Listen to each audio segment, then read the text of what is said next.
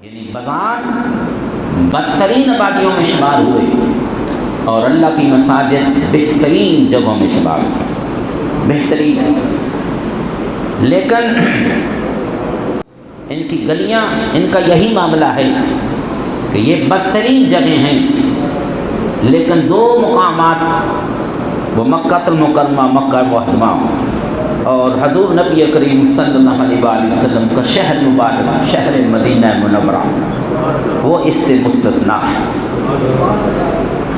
اس مکہ المکرمہ کے بازار بھی شان والے ہیں، میرے سونے محبوب کے شہر مدینہ کے بازار بھی عظمتوں اور شان والے ہیں۔ نہ کوئی مکہ المکرمہ کے بازاروں کا مقابلہ کر سکتا ہے اور نہ کوئی مدینہ ہے شہر کی گلیوں اور محلوں اور بازاروں کا کوئی مقابلہ کر سکتا ہے۔ میرے محبوب کے شہر کی گلیاں اور محلے بھی بے مثل و بے مثال ہیں، اور مکہ المکرمہ کی بھی گلیاں اور محلے بے مثل و بے مثال ہیں۔ کیوں؟ یہ وہ گلیاں ہیں، یہ وہ مقامات ہیں جہاں میرے سونے محبوب چلا پھرا کرتے تھے۔ ان گلیوں میں میرے سونے محبوب چلتے تھے اور پیدل آپ مسجد نبوی سے مسجد قباء کی طرف تشریف لے جاتے تھے، اور ہم یہ تصور بھی نہیں کر سکتے کہ مدینہ شریف کی وہ جو آبادی ہے وہاں میرے سونے محبوب کے یعنی قدم قدم پر آپ کے قدم مبارک نہیں لگے ہوئے۔ اس لیے اللہ فرماتے ہیں کہ خائی قرآن خاکے پاکی خاکے گزر کی قسم، کھائی قرآن نے خاکے گزر کی قسم، اسے اس کف پاک کی حرمت پہ لاکھوں سلام۔ کہ یہ وہ گلیاں اور بازار ہیں جن کی قسم خدا نے ارشاد فرمایا لا اقسم بہذا البلد، محبوب میں قسم نہ اٹھاؤں اس شہر پاک کی، وانت حل بہذا البلد، کیوں کہ تو اس شہر میں تشریف فرما ہے۔ کہ 53 سال مکہ المکرمہ کی گلیوں نے، بازاروں نے میرے سونے محبوب کے مبارک تلووں کو چوما، اور 10 سال شہر مدینہ کی گلیوں اور بازاروں نے میرے سونے محبوب کے مبارک تلووں کو چوما۔ تو اللہ تعالیٰ قسمیں اٹھا رہا ہے، محبوب میں قسم نہ اٹھاؤں، لا اقسم بہذا البلد، قسم ہے مجھے اس شہر کی، وانت حل بہذا البلد، اور یہ قسم اس لیے اٹھا رہا ہوں کہ سونے تو ان میں تشریف فرما، تو ان میں تشریف فرما۔ تو یہ دو شہر نکال دے، مکہ المکرمہ نکال دے اور مدینہ منورہ نکال دے، اور باقی ساری بستیوں سے، ساری آبادیوں سے بہترین جگہیں وہ اللہ کے گھر، وہ مسجد ہیں، اور بدترین جگہیں وہ بازار ہیں۔ اسی طرح مسجد ہی کی عظمت و شان بیان کرتے ہوئے میرے سونے محبوب نے ارشاد فرمایا کہ من بنا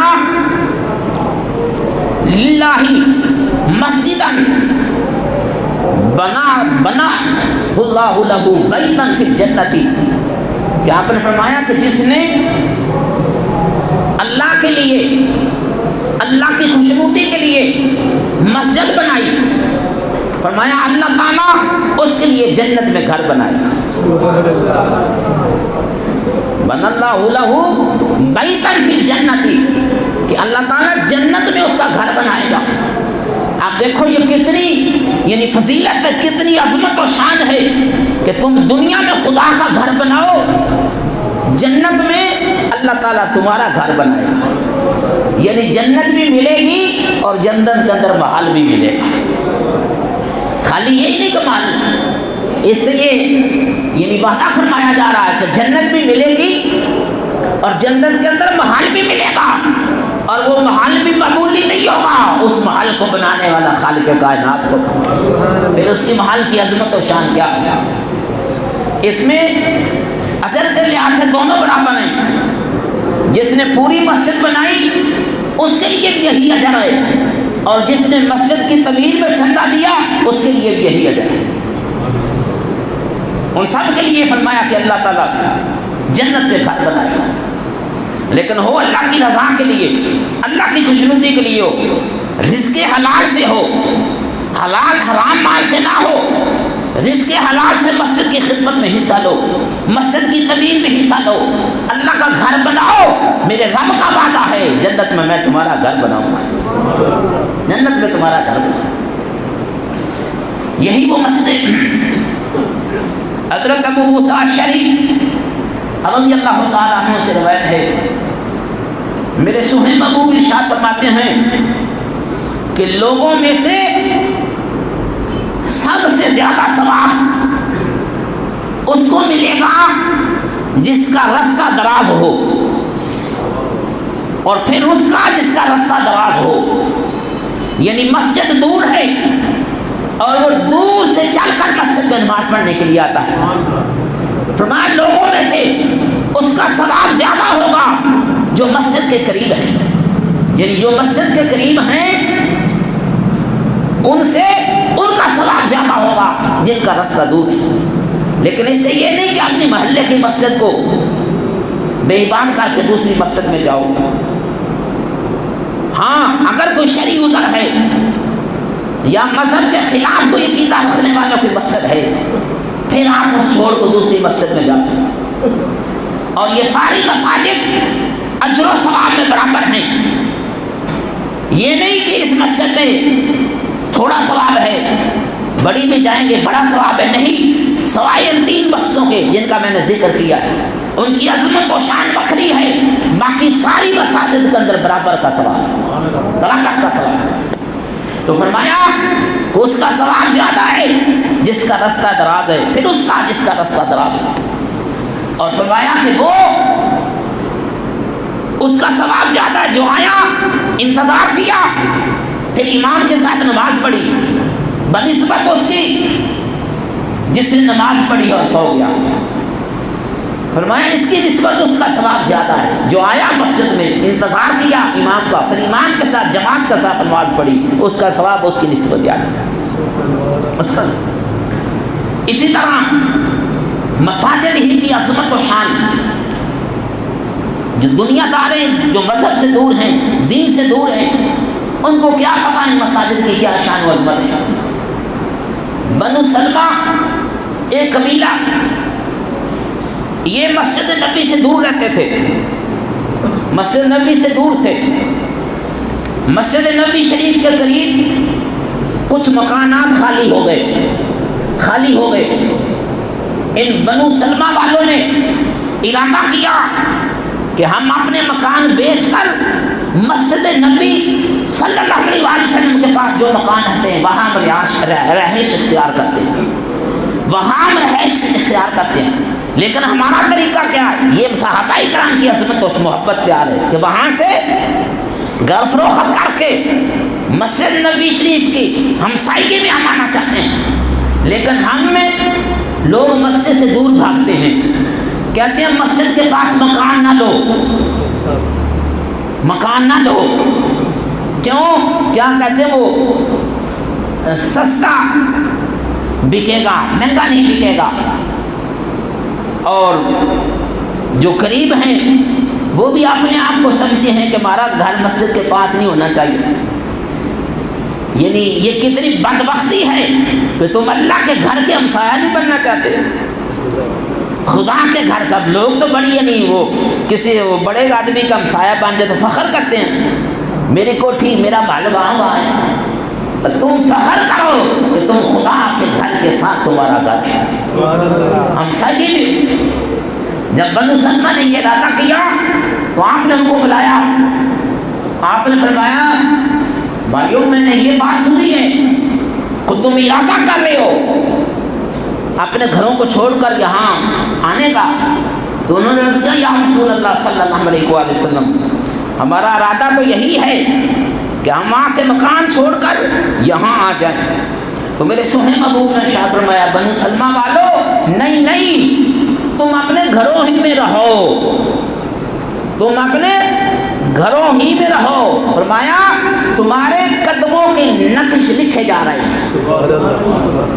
پھر آپ نے فرمایا تمہارے نقشوں کے قدم تحریر کیے جا رہے ہیں، لکھے جا رہے ہیں، وہیں ٹھہرے رہو۔ یہ نہ سمجھو کہ ہم مسجد سے دور ہیں، ہم کیسے جائیں، کیسے نماز پڑھنے کے لیے جائیں۔ 5 ٹائم کیسے جائیں؟ جو 5 ٹائم دور سے آتے ہیں پھر ان کا اجر بھی بکھرا ہی ہے، ان کا اجر بھی بکھرا ہے۔ فرمایا تم وہیں ٹھہرے رہو، تمہارے قدموں کے نقش تریر ہو رہے ہیں۔ کیوں؟ فرمایا جتنے قدم چل کر آؤ گے اتنا اللہ تعالیٰ تمہیں اجر عطا فرمائے گا، اجر عطا۔ اور بلکہ ایک اور حدیث پاک میں میرے سونے نبوی نے ارشاد فرمایا کہ من غدا الی المسجد او راحی، فرمایا جو شام کو مسجد میں آتا ہے یا صبح کو مسجد میں آتا ہے، فرمایا اعد اللہ لہ نزلۃ فی الجنۃ، فرمایا اللہ تعالی یعنی کلما غدن او راحی، یعنی شام کو بھی مسجد میں آنے کی وجہ سے یا صبح کو مسجد میں آنے کی وجہ سے، اس کا یہ مطلب نہیں ہے کہ صرف صبح و شام، بلکہ نہیں، فرمایا صبح سے لے کر شام تک، یعنی ساری نمازوں میں جو اللہ کے گھر میں آتے ہیں، جو مسجدوں میں آتے ہیں، فرمایا کل قیامت والے دن اللہ تعالیٰ جنت میں ان کے لیے مہمانی کھانا تیار کرے گا، جو مہمانوں کو کھانا، فرمایا نزولتن فی الجنت، اللہ ان کے لیے نزول کا معنی ہے کہ وہ کھانا جو مہمانوں کے لیے بنتا ہے، اور ظاہر ہے مہمانوں کے لیے بڑا شاندار کھانا بنتا ہے، مہمانوں کے لیے کبھی مچھلی آ رہی ہے، کبھی روسٹ آ رہا ہے، تو مہمان جو آ رہے ہیں، ٹھیک ہے، عمران صاحب سے پوچھیں، کبھی پیر صاحب کے لیے بکرا آ رہا ہے، مہمان آ رہے ہیں، کبھی روسٹ آ رہا ہے، کیا یہ دنیا کے مہمانوں کا معاملہ ہے؟ تو جس کی مہمانی قیامت میں جنت میں خدا کرے گا اس کے کھانے کا پھر کیا اندازہ؟ تو صبح و شام آنے کی یہ فضیلت ہے، میں دور سے چل کر آؤ، ہمیں اس کا اللہ تعالیٰ اجر عطا فرمائے، اجر عطا فرمائے۔ ایک اور حدیث پاک، وَأَنَّ أَبِي هُرَيْرَةَ قَالَ قَالَ رسول اللہ صلی اللہ علیہ وآلہ وسلم، میرے سونے محبوب کی حدیث پاک، فرمایا اذا مررتم بریاض الجنت فرقعوا، آپ نے فرمایا اے میرے غلاموں، اے میرے صحابہ کرام، تب جب تم جنت کے باغوں سے گزرو نا تو کھا پی لیا کرو، عام زبانوں میں ہم کہتے ہیں چر لیا کرو، فرقعوا، چر لیا کرو، اے میرے صحابہ، اے میرے غلاموں، جب تم اللہ کے باغوں میں سے گزرو فرقعوا، تو کھا پی لیا کرو۔ صحابی عرض کرتے ہیں یا رسول اللہ صلی اللہ علیہ وآلہ وسلم، قیلا ما ریاض الجنہ، یہ جنت کے باغ یہ کیا ہیں؟ تو میرے سونے محبوب نے ارشاد فرمایا کہ مساجدھا، یہ جو مسجدیں ہیں یہ جنت کے باغوں میں سے باغ ہیں، یہ باغ ہیں۔ پھر صحابی عرض کرتا یا رسول اللہ صلی اللہ علیہ وآلہ وسلم، مرتا، یہ چرنا، یہ کھانا پینا، کھا پی، یہ کیا ہے؟ تو میرے سونے محبوب نے ارشاد فرمایا کہ تم جب اللہ کے ان باغوں سے گزرو نا تو پھر کھا پی لیا کرو۔ فرمایا یہ مرتا ہوں، یہ کیا ہے؟ فرمایا یہ سبحان اللہ والحمدللہ ولا الہ الا اللہ واللہ اکبر، فرمایا یہ تمہارا یعنی روحانی کھانا ہے، یہ تمہارا روحانی کھانا ہے جو مساجد کے اندر تمہیں ملے گا، کہ جب تم مسجدوں میں آؤ تو پھر یہ روحانی کھانا کھایا کرو۔ یہ روحانی کھانا وہ ہے، اس کو کبھی فنا ہی نہیں ہے، اس کو کبھی فنا نہیں ہے۔ جنت کے اندر بھی کھانا ہوگا، وہ جسمانی کھانا ہوگا، اس کو بھی فنا نہیں ہے، لیکن فرمایا کہ جو جنت کے باغ ہیں، مسجدیں، ان کے اندر جو روحانی کھانا ہے اس کو بھی فنا نہیں۔ والحمدللہ ولا الہ الا اللہ واللہ، میرے سونے محبوب نے ارشاد فرمایا کہ جب تم مسجد میں آؤ نا تو تعظیم مسجد کے لیے تحیۃ المسجد 2 نفل ادا کیا کرو، بیٹھنے سے پہلے، مسجد میں بیٹھنے سے پہلے، وضو کا پانی خشک ہونے سے پہلے، فرمایا 2 نفل ادا کیا کرو۔ کون سے نفل؟ تحیۃ المسجد، مسجد کی تعظیم کے لیے۔ اور آپ نے فرمایا کیونکہ وہ جنت کے باغوں کے اندر بیٹھا ہوتا ہے اور اسے جنت کے باغوں کے اندر سکون نہیں ہے تو پھر اسے کہاں سکون ملے؟ مومن فرمایا جب مسجد سے باہر ہوتا ہے تو جس طرح پانی मछली पानी के बगैर तड़पती है, फरमाया मोमिन भी इस तरह मस्जिद के बगैर तड़पता है कि कब वो टाइम आए कि मैं अल्लाह के घर में जाऊँ। मस्जिद अल्लाह ताला ने मुझे ये इख्तियार दिया कि प्यारे अली, तुम्हारा जी चाहे तो जन्नत में चले जाओ, तुम्हारा जी चाहे तो मस्जिद में चले जाओ। हज़रत अली फरमाते हैं कि अगर ये मुझे इख्तियार दिया गया तो मैं जन्नत में नहीं जाऊंगा, मैं मस्जिद में जाऊंगा, मैं मस्जिद में जाऊंगा। और फरमाया कि जो मोमिन होता है उसको सुकून मिलता है मस्जिद के अंदर तड़पता। सलाम भेज रहे हैं कि मेरे प्यारे महबूब अपनी उम्मत को मेरा सलाम कहना। ये अगर सलाम हमें मिल रहा है तो ये फ़कत हज़ूर नबी करीम सल्लल्लाहु अलैहि वसल्लम की निस्बत की वजह से, हज़ूर के खादिम, हज़ूर के उम्मती, हज़ूर नबी करीम सल्लल्लाहु अलैहि वसल्लम के ग़ुलाम, आपकी उम्मत की वजह से गुजर कर आपके उम्मती जन्नत में जाए। ये अगर सादत मिली है तो सोहने महबूब के दम कदम से, ये सब कुछ सोहने महबूब ही के सदक़े से। तो सलाम आ रहा है हज़रत इब्राहीम खलील और साथ पैगाम भी दिया।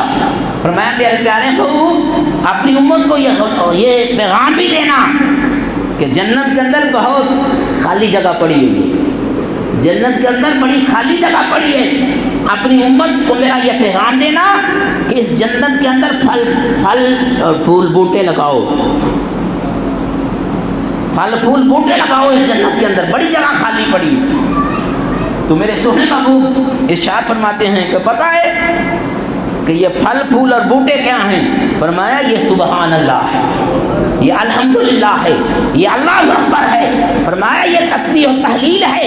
फरमाया ये करो, ये ऐसे है जैसे जन्नत के अंदर आप अपने फल और बूटे लगा रहे हैं। सुभान अल्लाह, सुभान अल्लाह। फरमाया जो एक दफ़ा सुभान अल्लाह कहेगा उसका एक बूटा जन्नत में लग जाएगा, एक दरख्त उसके लिए लगेगा। जो 100 मरतबा कहेगा उसके लिए 100। और ये ना समझो कि ये जन्नत को कम हो जाएगी, नहीं। फरमाया जन्नत वो है, फरमाया जिसका अर्ज़ ज़मीन व आसमान से, जिसका अर्ज़ लंबाई की बात नहीं की। फरमाया जन्नत वो है अर्ज़ुहा समावात, कि जिसका अर्ज़ इतना है जैसे ज़मीन से लेकर आसमान है, इतना उसका अर्ज़ है, लंबाई की पता ही नहीं। तो हमारे ये सुभान अल्लाह कहने से जन्नत की ज़मीन कम नहीं हो सकती। इसलिए जितना जी चाहे, जितना जी चाहे जन्नत के अंदर बूटे लगाओ। सुभान अल्लाह, अल्हम्दुलिल्लाह, अल्लाह अकबर पढ़ते जाओ, बूटे लगते ही जाएंगे, लगते ही जाएंगे। ये अज़मत व शान है इन मसाजिद की।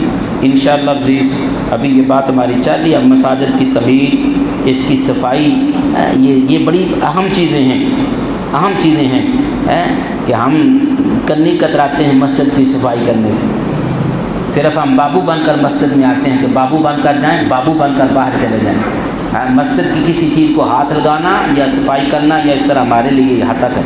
या हम अगले जुम्मतुल बयान करेंगे कि जो हतक महसूस करते हैं उनका क्या अजर है, उनकी क्या है, और जो इस मस्जिद के साथ अपने जिस्म को रगड़ते हैं उनकी अज़मत व शान क्या है।